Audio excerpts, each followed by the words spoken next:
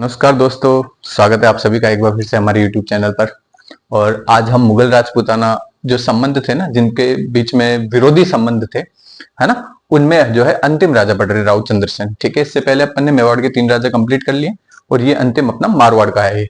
ठीक है, मारवाड़ के हैं राउत चंद्रसेन। ठीक है, हम स्कूल लेक्चर पेपर फर्स्ट के लिए रिकॉर्ड कर रहे हैं। ठीक है, अब अपन देखते हैं चंद्रसेन के बारे में। चंद्रसेन जो थे वो झाला रानी स्वरूपदेव के पुत्र थे। किसके पुत्र थे? इंपॉर्टेंट फैक्ट तो यहीं से आ गया। किसके पुत्र थे? झाला रानी स्वरूपदेव के पुत्र थे। और जो चंद्रसेन थे उनका शासनकाल कब से शुरू होता है? एक प्रश्न यहां से भी बन सकता है। तो शासनकाल शुरू होता है 1562 से। ठीक है, 1562 से इनका शासनकाल शुरू होता है और झाला रानी स्वरूपदेव के पुत्र थे। तो इनके जो पिताजी थे मालदेव, है ना, बहुत फेमस राजा हुए हैं। कहां के? अपने मारवाड़ के मालदेव। ठीक है, तो मालदेव बहुत प्रसिद्ध राजा हुए हैं। उनके 4 पुत्र थे। ठीक है, 4 पुत्र में जो चंद्रसेन थे वो तीसरे नंबर के पुत्र थे। कितने नंबर के पुत्र थे? तीसरे नंबर के। इससे बड़े जो थे राम सिंह जी और उदय सिंह जी, 2 बड़े भाई थे। तो राम सिंह जी, उदय सिंह जी जो है, जब चंद्रसेन को जो है मालदेव जी उत्तराधिकारी बना देते हैं, किसके कहने पे? झाली रानी स्वरूपदेव जो इनकी पटरानी हुआ करती थी, उनके कहने पे जो है इनको उत्तराधिकारी बना देते हैं। तो राम सिंह जी जो थे नाराज होकर कहां चले जाते हैं? अकबर के दरबार में चले जाते हैं। ठीक है, उससे पहले जो है चंद्रसेन ने प्रयास किया कि अपने भाइयों के साथ तो प्रेम से रहा जाए कम से कम। तो इसके लिए जो है चंद्रसेन ने जैसे शासक बना 1562 में, तो गुंदोज की जागीर किसको दे दी थी? राम सिंह को दे दी थी। फलोदी की जागीर किसको दे दी थी? उदय सिंह को दे दी थी। और जो इनके सबसे छोटे भाई थे रायमल को भी सिवाना वाला दुर्ग दे दिया था। तो इस तरीके से जो है चंद्रसेन ने प्रयास किया कि अपने भाइयों को जो है राज्य में से कुछ अधिकार देकर जो है उनको रखा जाए। लेकिन क्या होता है, सबसे बड़ा भाई जिसके पास राज्याधिकार था, वो खुद राजा बन सकता था, वो अधिकार नहीं मिला तो वो नाराज होकर कहां चला गया? अकबर की सहायता लेने। ठीक है, तो अकबर जो है 1564 में जो है इनकी सहायता करता है। तो इनके बीच में जो है उत्तराधिकार संघर्ष होता है भाइयों के बीच में। ठीक है, तो 1564 में क्या किया अकबर ने? राम को सपोर्ट करना शुरू कर दिया। तो राम को जैसे अकबर ने सपोर्ट करना शुरू किया तो राम और चंद्रसेन के बीच में जो है एक लड़ाई शुरू हो जाती है। तो इसमें जो होती है 1564 में हुसैन कुली खान जो है अकबर का सेना नायक था। वेरी इंपॉर्टेंट, इसका नाम याद रख लेना, ये आपसे एग्जाम में पूछा जाएगा। तो हुसैन कुली खान के नेतृत्व में एक भारी भरकम सेना अटैक करने आती है। कहां पे? जोधपुर दुर्ग पे। उससे पहले जो है चंद्रसेन की जो सेना है वो नाडोल वाले स्थान पर उस सेना से टकराती है और नाडोल का युद्ध जिसको बोला जाता है। तो नाडोल का एक बहुत फेमस युद्ध होगा, ये वेरी इंपॉर्टेंट प्रश्न यहां से बनेगा। तो ये नाडोल का जो है युद्ध किन किन के मध्य हुआ था? तो राम की सेना थी, हुसैन कुली खान की सेना थी वर्सेज चंद्रसेन की सेना थी। ठीक है, तो चंद्रसेन की सेना के विरुद्ध राम और हुसैन कुली खान की सेना, यानी कि हुसैन कुली खान की सेना किसकी सेना का नेतृत्व कर रहा था? अकबर की सेना। तो राम और अकबर वर्सेज चंद्रसेन ये युद्ध हुआ था। ठीक है, तो 1564 में हुआ था। ठीक है, तो ये भी इंपॉर्टेंट तिथि है। तो इसको बोलते हैं अपन नाडोल का युद्ध। ठीक है, तो राम के साथ तो ये उत्तराधिकार संघर्ष हुआ। इसका एक और भाई था उदय सिंह जी। तो उदय सिंह के साथ भी एक और संघर्ष हुआ था और उस संघर्ष को अपन बोलते हैं लोहावट का युद्ध। ठीक है, तो लोहावट का युद्ध जो है वो किन किन के बीच में हुआ था? उदय सिंह जी जो इनके दूसरे नंबर के भाई थे और चंद्रसेन, दोनों के बीच में लोहावट का युद्ध होता है। तो 2 युद्ध याद रख लेना कि जब चंद्रसेन जो है उत्तराधिकार के लिए लड़ रहे थे तो अपने भाई राम से कौन सा युद्ध लड़ा था? नाडोल का युद्ध। ठीक है, तो राम और अकबर यानी कि हुसैन कुली खान से नाडोल का युद्ध लड़ा था और उदय सिंह ने दूसरा युद्ध लोहावट के खिलाफ किसके साथ लड़ा था? चंद्रसेन के खिलाफ लड़ा था। ठीक है, तो दोनों भाइयों से इस तरीके से संघर्ष रहा था। ठीक है, तो अब देखो जब चंद्रसेन के साथ राम का युद्ध हुआ था तो राम जो है उन्होंने जो है वो युद्ध में जीत गया था राम। ठीक है, तो राम युद्ध में जीता तो जोधपुर का दुर्ग खाली करना पड़ा। तो जोधपुर का दुर्ग खाली करके ये कहां पे चले गए थे चंद्रसेन? ये चले गए थे भाद्राजून। ठीक है, तो भाद्राजून में विस्थापित हो जाएंगे। ठीक है, इसी समय जो है अकबर ने सोचा कि राजपूताना के सारे राजाओं को एक साथ लाने का प्रयास करते हैं। ठीक है, तो राजपूताना के सारे राजाओं को एक साथ लाने के प्रयास में अकबर ने 1570 में नागौर दरबार लगाया था। वेरी इंपॉर्टेंट तिथि याद रख लेना। अकबर ने क्या किया था? 1577 में राजपूताना के समस्त राजाओं को एक साथ एक प्लेटफॉर्म के अंदर लाने का मतलब अकबर अधीनता स्वीकार करवाना चाहता था सभी राजपूतों को। तो लाने के लिए उसने क्या करा था? नागौर दरबार सजाया था। ठीक है, नागौर दरबार में विशेषतः पश्चिमी राजस्थान के सारे राजाओं को बुलाया गया था। एक कोटा जो है, कोटा के दुर्जनशाल को भी इधर बुलाया गया था। अदरवाइज जितने भी आप राजा देखोगे तो सब पश्चिमी राजस्थान के लोग राजा हैं। ठीक है, तो नागौर दुर्ग में एक सभा बुलाई जाती है। तो अकबर ऐसे तो बुलाए कि भाई हमारी अधीनता स्वीकार करने आओ, तो कौन आए? नहीं आए। तो उन्होंने जो है उस समय देखो एक कंडीशन चल रही थी, 1570 का टाइम है, उस समय जो है राजपूताने में पड़ा हुआ था बहुत भयंकर अकाल। ठीक है, तो राजपूताने में क्या पड़ा हुआ था? अकाल। तो अकाल राहत कार्यों के नाम पे जो है अकबर जो है बुलाता है राजपूतों के सारे शासकों को। तो अकाल राहत कार्यों के नाम से बुलाया जाता है अकबर द्वारा, और उसका जो मुख्य उद्देश्य था वो सभी राजपूत राजाओं को अपने अंतर्गत लाना चाहता था। तो 1570 में जो है नागौर दरबार लगता है नागौर वाले दुर्ग में, और नागौर दुर्ग में जो है बीकानेर के कल्याणमल को बुलाया जाता है। तो बीकानेर से कौन आए थे? कल्याणमल, और उनके बेटे थे राय सिंह जी, ठीक है, जो अपन नेक्स्ट लेक्चर में पढ़ने वाले हैं। तो बीकानेर के कल्याणमल और राय सिंह जी आते हैं। कोटा से आते हैं दुर्जन साहब, जैसलमेर से आते हैं हर्राज, और भाद्राजून से आते हैं चंद्रसेन, ठीक है, और फलोदी से आते हैं उदय सिंह, ठीक है। तो ये दोनों जो भाई थे, इन दोनों भाइयों को पे अब जोधपुर में एक तरीके से राम को विस्थापित कर ही रखा था इन्होंने, ठीक है। तो जोधपुर से राम भी आप लिख सकते हैं, ठीक है। तो राम जो है जोधपुर से आता है, फलोदी इसके भाई को उदय सिंह को दे दी जाती है उस टाइम पे, और भाद्राजून जो है भाद्राजून से चंद्रसेन विस्थापित कर दिया जाता है। जोधपुर से विस्थापित करके कहां चला जाता है? भाद्राजून चला जाता है। तो ये तीनों जो राजा, तीनों भाई थे, वो आते हैं अकबर के नागौर फोर्ट में, ताकि ये तीनों चाहते थे कि भाई अकबर हमें समर्थन दे दे ताकि हम जो है राजा बन सके। तो जोधपुर के राजा के लिए अकबर का समर्थन की आवश्यकता थी इनको, ठीक है। तो चंद्रसेन, उदय सिंह और राम तीनों जब वहां पे पहुंचते हैं, तो अकबर ने चंद्रसेन ने देखा कि जो मेरे दोनों भाई है ना, उदय सिंह जी और राम, वो दोनों जो है अकबर की ज्यादा क्लोज है, ठीक है। तो अकबर के ज्यादा निकट है, इसलिए अकबर अपने को तो क्या है, शासक बनाएगा नहीं, ठीक है। ये बनाएगा या तो राम को बनाएगा या उदय सिंह को बनाएगा, ठीक है। तो अब इनकी बात मानो, उससे अच्छा है कि मैं स्वाभिमानी होकर अकबर के खिलाफ लड़ता रहूं, ठीक है। तो ये मान के जो है राव चंद्रसेन जो है नागौर दरबार से भाग जाते हैं, निकल जाते हैं वहां से, ठीक है। तो निकल के वो जो है भाद्राजून चले जाते हैं वापस, ठीक। तो नागौर दरबार एक तरीके से इस कॉन्टेक्स्ट में विफल रहा कि वो जोधपुर का कोई उत्तराधिकारी सेट कर सके। तो नागौर दरबार उस समय विफल रहा था, ठीक है।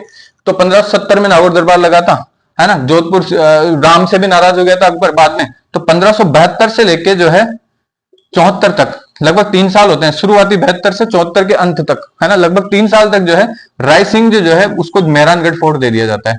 तो राय सिंह जो थे वो ये थे बीकानेर के, ठीक है। तो ये भी ध्यान रख लेना, एक इफेक्ट ये भी कभी कभी एग्जाम में पूछ लिया जाता है। तो 72 से 74 तक जो है राय सिंह को बीकानेर जोधपुर का फोर्ट मेहरानगढ़ दे दिया जाता है। वो भी वहां का जो है प्रशासक नियुक्त कर दिया जाता है, किसकी तरफ से? या गवर्नर नियुक्त कर दिया जाता है अकबर की तरफ से, ठीक है। तो ये भी ध्यान रख लेना, ये महत्वपूर्ण फैक्ट भी एग्जाम में पूछ लिया जाता है आपसे कई बार, है ना। फिर चंद्रसेन वापस भाद्राजून पहुंच जाता है। अब आप चंद्रसेन की यात्रा देखो, तो विभिन्न इतिहासकारों ने इस नागौर फोर्ट के बारे में क्या कहा था? नागौर फोर्ट नहीं है, नागौर कोर्ट, है ना। नागौर कोर्ट के बारे में क्या कहा था? कोर्ट यानी दरबार होता है ना, COURT। तो नागौर कोर्ट के बारे में विभिन्न विद्वानों ने क्या कहा है? अबुल फजल और बदायूनी, ठीक है। तो अबुल फजल और बदायूनी दो बड़े इतिहासकार हुए हैं, दोनों अकबर के दरबार में रहते हैं। तो अबुल फजल ने कहा और बदायूनी दोनों ये कहते हैं कि जो चंद्रसेन थे जब नागौर दरबार में आए थे तो उसने क्या कर ली थी? अकबर की अधीनता स्वीकार कर ली थी। तो ये अधीनता स्वीकार करवाने के पक्ष में थे, ठीक है। इसके अलावा एक रामकरण आसोपा नाम के एक बहुत फेमस इतिहासकार हुए, उन्होंने बोला कि अकबर ने जो है चंद्रसेन को भी भेंट के लिए निमंत्रण भेजा था, लेकिन चंद्रसेन पहुंचा नहीं था। तो ये कौन बोलता है? रामकरण आसोपा, ठीक है। फिर विश्वेश्वरनाथ रेऊ अपने राजस्थान के इतिहासकार हुए हैं, बहुत फेमस, वो राठौड़ों पे बहुत काम किया है इन्होंने, है ना। विशेषतः राठौड़ों पे काफी हद तक काम किया है विश्वेश्वरनाथ रेऊ ने, ठीक है। तो विश्वेश्वरनाथ रेऊ ने जो है वो कहते हैं कि अकबर की इच्छा थी कि चंद्रसेन को मैं राजा बना दूं, ठीक है। तो अकबर की क्या इच्छा थी? चंद्रसेन को मैं राजा बना दूं, लेकिन चंद्रसेन जो है मेरी नाम मात्र अधीनता स्वीकार कर ले, अकबर ये चाहता था। लेकिन चंद्रसेन इस मूड में नहीं था, ठीक है। चंद्रसेन मूड में नहीं था, जिंदगी भर अपना जो है संघर्ष जारी रखता है। तो अपन देखते हैं चंद्रसेन का संघर्ष कैसा था, ठीक है। तो अपन चंद्रसेन का एक बार संघर्ष देख लेते हैं। तो जोधपुर दुर्ग से अपन स्टार्ट करते हैं शुरुआत से, कि सबसे पहले जो था चंद्रसेन जब शासक बना दिया जाता है 1562 में, है ना। 1562 में जोधपुर दुर्ग में शासक बना दिया जाता है। शासक के बनने के बाद जो है भाद्राजून चला जाता है वो, जब राम की सेना जो है, राम और हुसैन कुली खां की सेना जब अटैक करती है 64 में, ठीक है। तो उसके बाद 62 से 64 में जो है भाद्राजून अपने को विस्थापित दिखता है, कौन? चंद्रसेन, ठीक है। तो चंद्रसेन 1564 में भाद्राजून पहुंच जाता है। भाद्राजून पे फिर अटैक करता है अकबर, ठीक है। तो अकबर का अटैक होता है, उसके भाइयों का अटैक होता है, तो वो जो है वहां से भागकर कहां चला जाता है? शिवाना दुर्ग में। शिवाना को कहते हैं राठौड़ों की शरण स्थली, ये भी ध्यान रख लेना, एक महत्वपूर्ण क्वेश्चन यहां से पूछा जाता है ना। तो शिवाना को क्या बोलते हैं? राठौड़ों की शरण स्थली, राठौड़ों की शरण स्थली, ये एक प्रश्न पूछा जाएगा आपसे, शरण स्थली। तो राठौड़ों की शरण स्थली किसको कही जाती है? सिवाना को।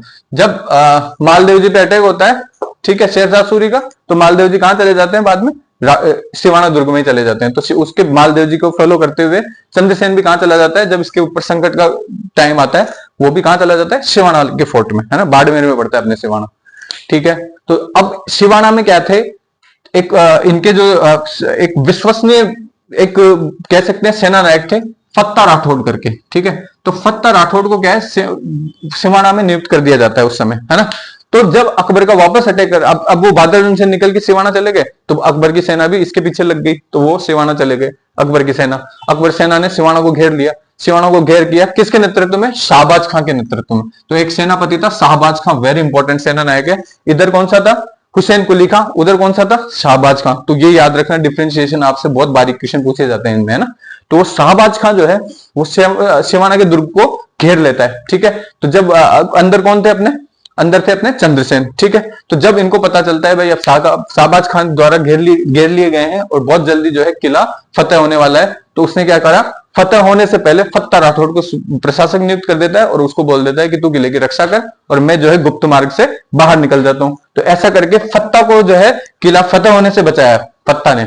तो फतेह होने से बचाया, लेकिन वो अंततः जो है फत्ता राठौड़ जो है लड़ते लड़ते शहीद हो गए, एक तरीके से वीरगति को प्राप्त हो गए, लेकिन वो दुर्ग नहीं बचा पाए। तो शाहबाज खान ने जो है सिवाना के दुर्ग पे अटैक करके उस पर अधिकार कर लिया। कब, ये लगभग 1500 लगभग अपने 1570 के बाद की बात है। ठीक है, ये सिवाना दुर्ग पर अटैक कर लेते हैं। सिवाना दुर्ग से जाके अब वो वहां से निकल जाते हैं, वहां से निकल के वो कानूजा पहुंचते हैं। ठीक है, कानूजा से पीपलूद, पीपलूद से रामपुरा। कभी कभी इनका क्रम भी पूछ सकते हैं, वैसे नहीं पूछेंगे, जहां तक नहीं पूछेंगे, इतने कॉम्प्लेक्स क्वेश्चन पूछने से अच्छा है। लेकिन आप ये ध्यान रख लेना कि इन गांव से होके निकले थे वो, कानूजा, पीपलूद, रामपुरा। ठीक है, तो आप ये ध्यान रख लेना। तो रामपुरा में क्या हुआ था, रामपुरा में एक बहुत ही फेमस इवेंट होता है। रामपुरा में जो है चंद्रसेन ने क्या किया था, एक मुगल सेनापति था जलाल खां। ठीक है, तो मुगल सेनापति जलाल खां जो है वो चंद्रसेन का पीछा कर रहा था, क्योंकि यहां से सिवाना से जब पता चला चंद्रसेन निकल गए, तो सेना की एक टुकड़ी इनके नेतृत्व में आती है, जलाल खां के नेतृत्व में। तो कानूजा पहुंचते हैं, कानूजा से पीपलूद पहुंचते हैं, पीपलूद से रामपुरा पहुंचते हैं। तो रामपुरा में जो है जलाल खां की जो है हत्या कर देते हैं, कौन, चंद्रसेन। तो वेरी इंपॉर्टेंट है, ये भी पॉइंट बन जाता है कि जलाल खां की हत्या किसने कर दी थी, चंद्रसेन ने कर दी थी। किस स्थान पर कर दी थी, रामपुरा के युद्ध में। ठीक है, तो रामपुरा के युद्ध में याद रख लेना कि जलाल खां की हत्या कर दी थी किसने, चंद्रसेन ने। तो ये भी ध्यान रखना। इसके बाद जो है रामपुरा से जो है वो पोखरण वाले दुर्ग में निकल जाते, तो उनका एक सेफ दुर्ग और था, पोखरण वाला दुर्ग। लेकिन पोखरण दुर्ग पे जो है एक आदमी की नजर थी, हमेशा से वो चाहता था, भाटियों का राजा था, कौन था, हर राय। हमेशा से हर राय चाहता था कि मुझे पोखरण दुर्ग हासिल हो जाए और मैं पोखरण दुर्ग पर जो है शासन करूं। तो पोखरण पे जो है जैसलमेर से जो है भाटी रावल जो था, हर राय, वो पोखरण पे अटैक करता है। वो देख लेता है कि अभी जो है चंद्रसेन कमजोर पड़ा हुआ है, उसके पास धन का भी अभाव है। ठीक है, तो क्या पता अपने पास पोखरण हाथ ही लग जाए। ठीक है, तो जैसलमेर से सीधा अटैक कौन करता है पोखरण पे, हर राय नाम का एक शासक करता है। ठीक है, तो हर राय जो है जिनको हर राज भी बोला जाता है, जो अपने नागौर दरबार में पहुंचता है, हर राज। ठीक है, तो ये भी ध्यान रख लेना, हर राज जो है नागौर दरबार में पहुंचता है, जिसको कोई हर राय भी बोला जाता है। तो भाटी रावल था हर राय या हर राज। उसने क्या किया था, अकबर के उकसाने पर अकबर ने भी उसको समर्थन दिया था कि आप जो है पोखरण के दुर्ग पर अटैक कर लो, क्योंकि अभी तो हमारे पास इतनी बटालियन नहीं है कि आप वापस पोखरण दुर्ग पर अटैक करने जाए। हमारा एक सेना नायक जलाल खां ऑलरेडी मारा गया है, तो तू जो है उसको उकसाया हर राय को कि तू जाके पोखरण पे अटैक कर दे, क्योंकि पोखरण में कौन बैठा हुआ है, अपना चंद्रसेन। तो पोखरण पे अटैक किया जाता है हर राय के नेतृत्व में। ठीक है, तो हर राय के नेतृत्व में जो अटैक किया जाता है, तो वो जो है पूरी तरह से विफल होता है हर राय। ठीक है, पूरी तरह से विफल होता है। लेकिन चंद्रसेन को जो थी पैसों की बहुत ज्यादा नीड थी। किसकी नीड थी, पैसों की। बहुत बहुत ज्यादा दुर्गति, मतलब बुरी स्थिति हो रखी थी इस समय चंद्रसेन की, कि इसके पास जो है खाने तक के भी लाले पड़े हुए थे चंद्रसेन के बारे में। ये एक तरीके से प्रताप की तरह जो है घास की रोटियां खा के, मतलब इस तरीके से जब कहा जाता है ना साहित्य में कि इतना अभाव था कि घास की रोटियां खानी पड़ रही है, उसी तरीके का जो है काल अभी चल रहा था चंद्रसेन का। तो पोखरण के दुर्ग में चंद्रसेन जो है, जब उसको ऑफर दिया गया चंद्रसेन को कि चलो कोई बात नहीं, मैं आपको एक ऑफर देता हूं, हर राय ऑफर दे रहा है उनको, भाटी राजा था। उसने बोला कि आप 1 लाख फदिये में जो है मेरे को, फदिया उस समय की करेंसी है, तो 1 लाख फदिये में आप मेरे को क्या करो, पोखरण का दुर्ग भेज दो। आपसे, आपके पास सेना का भी इंतजाम हो जाएगा, आपकी खाद्य आपूर्ति, खाद्य सामग्री का भी आपके पास इंतजाम हो जाएगा। कम से कम थोड़ा सा संघर्ष करोगे अकबर के खिलाफ, ठीक है, तो उसके लिए क्या किया, 1,00,000 में उसने क्या करा, पोखरण का दुर्ग किसको दे दिया, भाटी रावल हर राय को दे दिया। तो वेरी इंपॉर्टेंट प्रश्न यहां से बनता है कि पोखरण का दुर्ग संकटकालीन स्थिति में किस जोधपुर के शासक द्वारा जैसलमेर के शासकों को दे दिया जाता है। ठीक है, तो किसको दे दिया जाता है, हर राय को दे दिया जाता है।